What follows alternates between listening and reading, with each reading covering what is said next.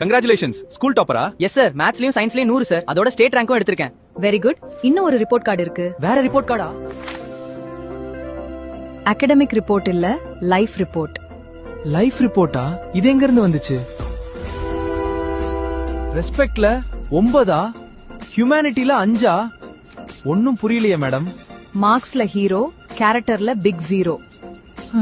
தூய்மை பணியாளருக்கு மரியாதை கொடுக்கல, வயதானவருக்கு உதவி செய்யல, உணவு கொண்டு வந்தவருக்கு நன்றி சொல்லல, சாலையில குப்பை போட்டிருக்க, இதுக்கெல்லாமா மார்க் போடுவாங்க?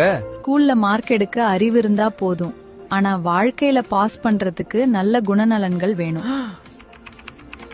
டிகிரிக்கு வேலை கிடைக்கும், பட் ரெஸ்பெக்ட்டுக்கு தான் மனசுல இடம் கிடைக்கும். Respect score updated. Humanity score updated. Kindness score updated. Exam report card வருஷத்துக்கு ஒரு தடவை தான் வரும். லைஃப் ரிப்போர்ட் கார்டு தினமும் அப்டேட் ஆயிட்டே இருக்கும்.